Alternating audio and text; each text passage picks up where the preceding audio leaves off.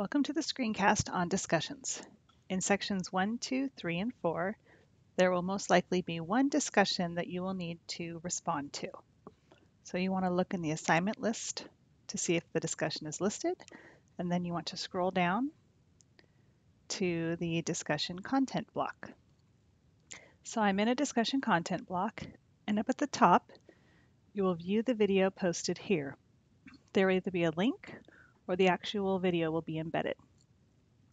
Then you want to follow the directions below. First, respond to the following discussion prompt located within the video. Second, reply to at least one other colleague's post. And then below, the due dates are listed for the original response and the reply. The discussion will also be graded using rubric criteria, which is posted here. To get to the discussion, you will want to go to the bottom of the content block, look for the orange writing that will take you to the link. This one is titled Discuss 2-2 Discussion Context for Teaching and Learning. I'm going to click on that, and it will take me to the actual discussion. As you can see, I was in here earlier, and I posted a test sample discussion. So I'm going to create a new post. I can either do that here or here.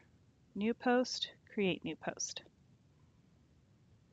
So once I click on it, it takes me to the new discussion post where I can give my discussion a subject or a title, and then inside is where I will do the actual typing. This is like any Word or Google Doc where you will create your paragraph or paragraphs in response to the discussion question. If I go over to the right and click on More, you have more tools to use. If you don't feel like you need to use those, you can click on Less and they disappear. Once I'm happy with the content of my discussion post, I can look at the bottom and I can either post it if I'm content and happy with it, or I can save it as a draft if I need to come back to it as well. But I'm going to click, well, first I'm going to type test 2, and then I'm going to post my discussion. And here it popped up at the top of the list. There are different ways to view once everybody begins posting.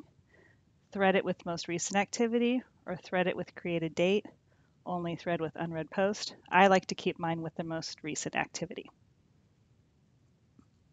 So I've created an original post.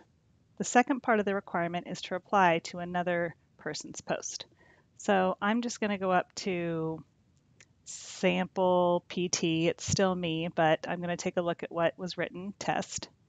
And then underneath I can reply, and I can add a subject line if I want, throw in an attachment, and if I want to use the rich text editor, it looks just like what we used when we created the original post.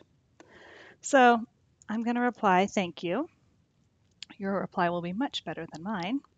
And once I'm happy with it, I can once again submit reply. If I need to take more time, I can save it as a draft.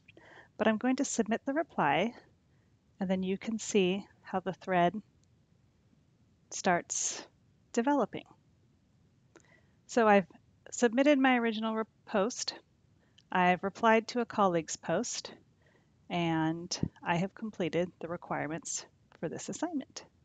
So I can close out this discussion, and I'm back on the page, and I can move on to more assignments. Thank you.